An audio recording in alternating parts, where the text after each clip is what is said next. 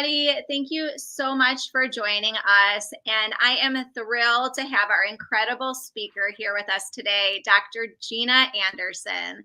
And thank you for being with here, Dr. Gina. I am so thrilled. And I want to introduce everyone who's listening to this live or to the replay about the incredible work you're doing. We titled this talk, Interaction Types Towards Innovation.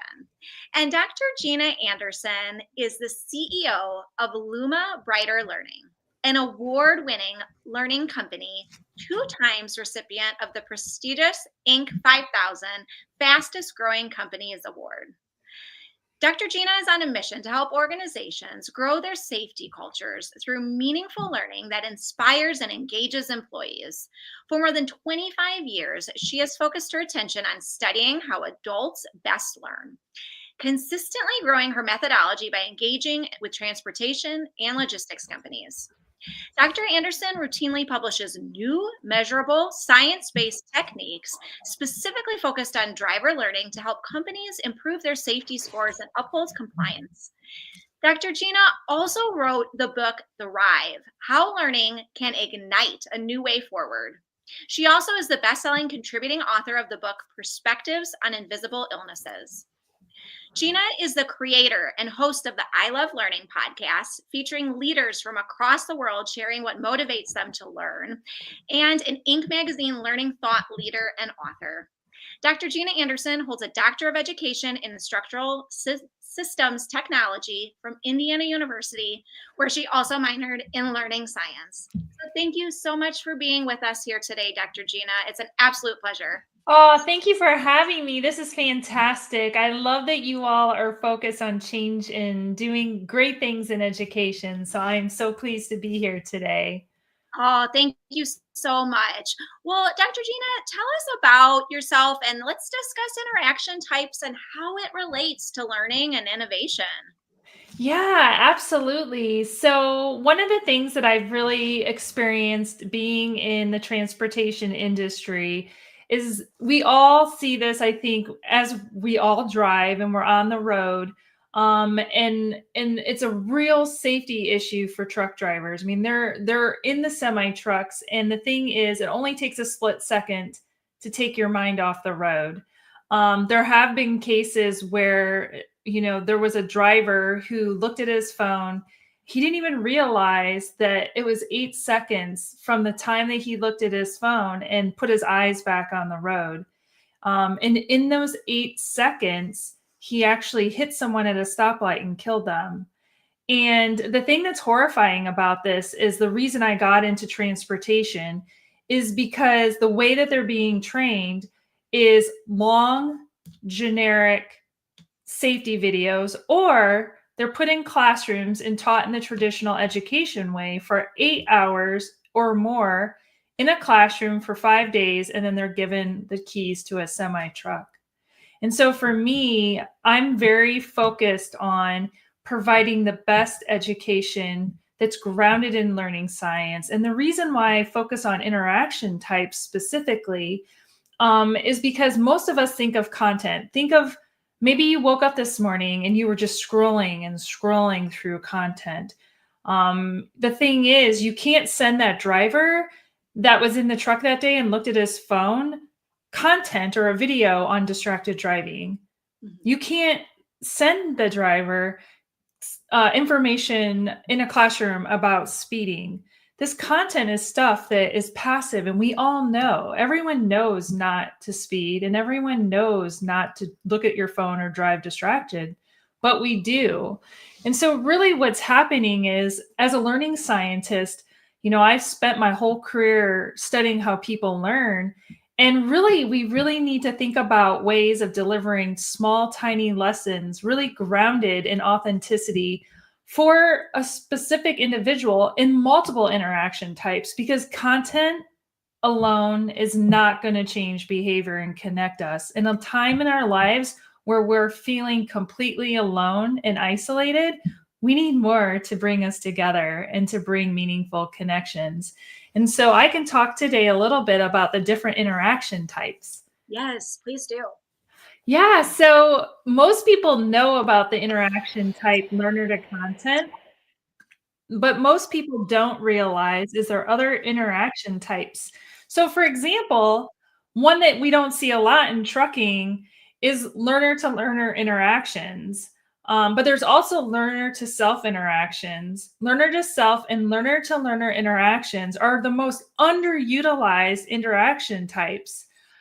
We frequently see instructor to learner. That's what we're doing today.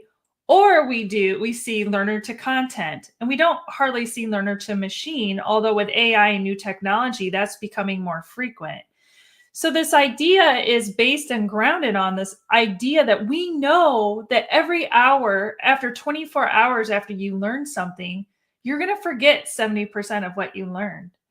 And especially if it's delivered in a long, drawn out way, there's no way that you're going to be able to remember that information. Even as funny as you are or how engaging you think you are as an instructor, instructor to learner has to be used in a way where the learners are hands on and they're being coached and they're being mentored and they get to experience and draw on emotional resonance. Emotional resonance is really key to help us ground and anchor information. And so, this idea of interaction types, we often think of, like I said, learner to content. But if you're going to do learner to content, the content has to be delivered in small, little bits of information over time in a meaningful way. So let me give you an example. This has actually happened at my organization. So one of the things that truck drivers sometimes have trouble with is parking lots. There's a lot of parking lot accidents. They, are going to a grocery store, there's a narrow entrance way, and they end up hitting somebody in the parking, not a person, well, hopefully not a person, but they get in accidents. Well, the way that the drivers prior to coming to Luma, for example, have been trained is they would be either in a classroom for 8 hours talking about like you should be safe in a parking lot. Well, we all know that, right? We all know we should be safe in a parking lot. But the thing is, what's different is if you are able to create an immersive experience with a human connection that's missing. Because content alone, like I said, doesn't change behavior. So when you deliver that content and you can create an immersive experience where the driver actually sees the actual parking lot that he or she is going to, and then with that, you're able to incorporate discussions with other adult drivers about what have you seen at that parking lot? What have you experienced? If they have questions, they can engage in that and bring in the learners into that.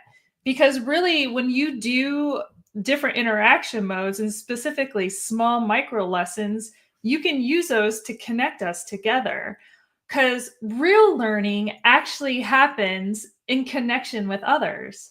So Yes. there's a lot of research around learner to learner interaction type. So it's not about domain knowledge, but changing behaviors. And when you bring learners together, whether it's online or in person, you can really change and help people remember information. So it really requires this sense of responsibility and trust. So truck drivers specifically feel isolated on the road, and this can help them be connected when you bring in learner to learner engagement in an authentic and meaningful way. Because let's face it, I mean, they're on the road and they're in their own heads and they're driving and they bring everything to all of us all the time. Everything that we depend on is because of a truck driver. So it's really important, and studies do show the impact and the benefit of creating community of learners. And it helps you not only remember information better, but it helps connect us together. Now, I do have to say the one interaction mode that I haven't talked about is learner to self. So I wrote my book because in April I was in front of an entire audience and I asked everyone in the audience, how many of you feel like a 5? And how many people do you think raised their hand? Probably, I don't know how many it did. Only 3 people. Wow. Okay. And I I mean, only 3 people. Yeah. And the reality is most of us are in our heads. Yeah. And the thing is, all of us have the capacity to have a mind of a champion. And the thing is, it's inside of each of us. But in a learning experience, how often are we encouraged to self-reflect, to be, move ahead in our own thinking, in our own confidence, and in our own courage? Drivers are on the road, especially over the road drivers, for hours. They could be on the road for days. They could be not see family or people for a long time. And so where are they spending most of their time? In their heads. Yeah. And so they're lonely. The drivers, we did a survey and asked, and we have over 600,000 drivers in our system. And we asked, like, what do you want to learn about? They want to learn about depression. They want to learn about caring for elderly on the road. They want to learn about financial wellness. How many times in education do we actually ask the learner to reflect on and share, what do you want to learn? Yes, absolutely. Absolutely. Not very So, many, right? Like that's right. so important. Right. So we're not asking, we come with an agenda to the education experience, but the learner is the center of it, but we don't take them into account. Mhm. And the thing is, the learner to self interaction mode affords us the opportunity to bring the learner and learn about what they're thinking and give them the tools to move their thoughts forward. One of the things we do in Luma to help with this is we do a readiness to change survey. We use psychology surveys to really tap into the human component to bring the heart and the mind together. And the thing is, most people do not consider that the heart really helps lead the mind and the mind helps lead the heart. So you have to consider both to be able to help people. So this idea of readiness to change, if that driver that wasn't ready not to look at his phone, I ran this morning, I ran an hour and a half, and I can't tell you how many people were on their phones. And when I ran across the street, I had to run around a car, and she did not take her eye off of the phone. She didn't even make eye contact with me. So Yeah. telling that person and delivering content to them and saying, don't text and drive, is never going to change that behavior. We have to engage the learner to see, do they want to change, and why are they doing that behavior that's deadly? I mean, why? It could kill in Yeah. a millisecond, right? That's Mhm. why I wear my bracelet, because it's the commitment to know that you are in control of your mind and being present in the moment.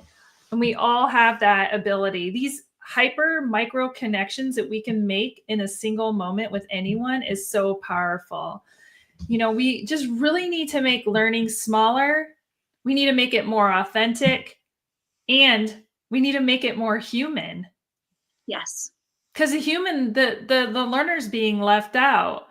So I'm really passionate about it. I love to think about how we can use small moments of learning to build a community of learners. And with that, I really have seen it can create real, lasting impact. So, really, what impact are we having by delivering content? Content is, especially with AI, it's going to just continue to grow, Mhm. but we're going to continue to be farther away from the heart, because really it's not about how much we learn. It's really about what we remember and what we apply and how it connects us together. Because look, this global event that you're having connects us across the world. Mhm. And that's truly what's important, when we can really collaborate and work together to create an amazing tomorrow. So I love thinking about other ways of delivering education, because it's critical for us to feel better and for us to remember information.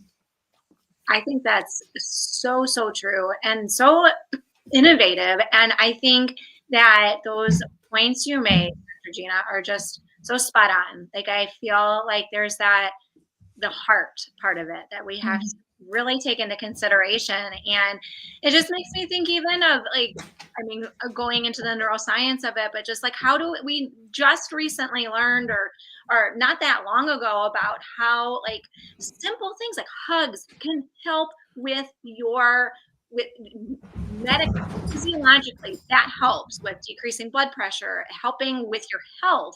And the fact that the Mhm. mind and the body are connected, I think is important. And so I'm just so like, as you're talking, Dr. Gina, I'm like, yes, yes. Okay, if I could give you a standing ovation, I would. Oh, thank you. Thank you. Yeah, neuroplasticity is real, honestly. It It really is. really is. I've studied the brain and looked at activity Yeah, and really the like what is happening like inside of your brain and like what happens in those moments, in those small moments, and those really are the ones that can make the biggest difference. for And you'll remember because it creates emotional resonance that you'll never forget. You never forget those moments. And that's what creates the strength in the synapses. And that's what we try to accomplish. So, why don't we do that with education instead of just giving people textbooks, giving them long manuals, giving them generic videos, putting people in a classroom for 8 hours, all passive and not really tapping into the cellular level of how we learn and how we engage each other. So I love that. I would if I had a classroom, an elementary classroom, I don't know, you probably can't even do hugs anymore. I'm not sure, no, but I yeah, don't know, but I mean just having kids write each other little I have these little rainbows. We could like write them all little rainbows and this is a small moment that can make such a big impact. absolutely. It only takes a second. Mhm, I'm mhm. all on board with that. When you see me on social media, people say, "Gina, you seem like you do a lot of kindness things." And it's about being kind, but it's honestly about making a small difference that can make an impact, a big impact in somebody's life. So, absolutely.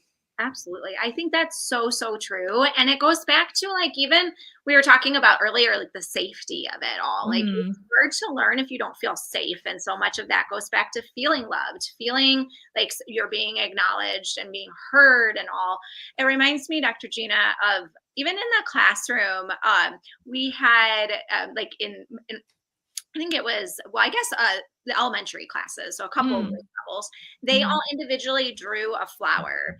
And Aw. I thought that was so sweet, but what then they did was they put it into the hallway and they said, like, look at all the garden of kindness. And Aw. that was like a really neat, innovative way to show that it's not just one person, it's all of us together, but it's like these simple acts that we're doing and we're strengthening not only our brains, but also society as well. Yes, absolutely. And that goes back to learner to self and learner to learner. I mean, anytime we can incorporate those things, it can help us feel better at the cellular level. And, we do like for one of the activities that I found really impactful was having everyone reflect on what fills their cup. Mm, What is it that fills your cup? Because if you're in the truck or the truck drivers are driving and they're focused on and they're ruminating on negativity and they're worried about accidents and they're worried about nuclear verdicts. And there was a study that came out this week. I think it was Tuesday. I shared on my LinkedIn profile. There was like 68% of drivers surveyed from Geotab. I don't know what the whole number was, but they were saying they were stressed. mm. Um, and if you're stressed, you're driving, it's going to impact safety, exactly what you said. So why not offer them the ability to go in a discussion board and post a fill your cup activity and what fills your cup and have everyone share that, and it can bring them together and lower their stress. Definitely making it more authentic and genuine, like is being shared. It's so true, and it changes lives. It absolutely changes lives. Absolutely. So, so true. And I love that fill your cup activity. That's just, I think, so important and so underrated. And Mhm. you really, truly do feel like a different headspace. And it is different for everyone. Like, I know yesterday, for example, I was walking in the city, in the Chicago, like downtown area. And my husband was like, why don't you take, like, a ride to go a couple blocks? And I was like, Mhm. no, I think I'll walk. Like I'd rather do that. That fills my cup. And I was in a better mood from doing that. But I know like with Mm. my husband, he would not have liked that. He would have liked Yeah, to have filled his cup up. But regardless of what it is, like you are in a better headspace and a different right. a different way to learn. I think that's so cool, Dr. Gina. Absolutely. And someone just shared on there that we often don't, ask students what they expect of us. Right. Yes. We don't ask them what they want to learn, what they expect of the teacher, what their future looks like in education. Involve them, involve and adult learners. I know a lot of we're talking about today is children, all ages. I mean, because adults typically are just, they're sent out a HR video. They're not really cared for in the same way after you get, through the elementary school. So definitely adult learners need to fill their cup, especially if 1 in 4 adults are feeling lonely. I mean, that's the epidemic we're in. People are feeling lonely in a world that we're so connected. So it's thinking about how we can bring in learning and education to better support that. So I love that. Do the fill the cup. And we actually have a coloring page. So if anyone wants it, they can email me and you can draw. It's a cup and you can draw and fill your cup. So that's awesome. That's awesome. Absolutely. Let's put in the comments your email or your contact information. We have your LinkedIn as well as your website, but I'll also put that in there. So yeah, fill the cup activity. Yeah, I'll put my email. You can email me. My email is gina@learnwithluma.com. I'll put it in the chat. But you can email me, you can link in me, and I can send that to you. I actually have 52 ideas of gamifying learning, and a lot of them involve doing something kind. So I love it. That's incredible, Dr. Gina. And thank you. Yes. I love being here. It's so great to be among so many innovators who are trying to better education. It's truly needed, and it's needed at all ages, and I'm just happy to be part. Oh, absolutely. Well, Dr. Gina, I feel like I can talk with you all day. I absolutely love everything you're doing. Can you please share with us where our audience can find you? And also, please tell us more about your book that was just released. I'd love to hear more about that. And again, where they can find you and where they can connect with you as well. Absolutely. Again, you can email me. You can connect with me on LinkedIn. I'm heavily on LinkedIn. I'm on Instagram. If you go to my LinkedIn, all my link trees are there, so you can follow my podcast. You can find my website, but everything is like really kind of integrated through my LinkedIn. I recently, I talked about a little bit, one of the things is missing is learner to self. And so I wanted to create a resource after I went to that talk, and I had 5 people that said they felt like a 5 out of 5. I really knew I needed to write my book. And my book is really a self-reflection journey for individuals to take 2025 is the year that they're going to thrive, because everyone has a story, and everyone's story is just beginning. It doesn't have to be the end. If you're stuck, life, you have ebb and flows. And the thing is, my goal with the book is to help just one person move their mind forward and believe that they have a mind of a champion. So that's my book. It's on sale right now on Kindle for $2.99. So you can get it I don't want to make money off my book. My book is to help people. So I give it away for free. I'm going to North Carolina next week to the trucking show, and I'm bringing 160 books, and everybody gets one. So I love that. I wrote a chapter in this book. This is an invisible illness book. I wanted to share my story because we all have stories to share, and it can help people move forward. So there's a bunch of awesome authors in that book. So that's my books. You definitely can find me on LinkedIn. Thank you so much for having me today and sharing about interaction modes. I appreciate you all so much. And let's thrive in 2025. Let's thrive in 2025. I love it, Dr. Gina. Thank you so, so much for your time. I truly appreciate it. And definitely be sure to reach out to Dr. Gina and check out her incredible work and her incredible books. Thank you so much. Thank you. Bye. Bye.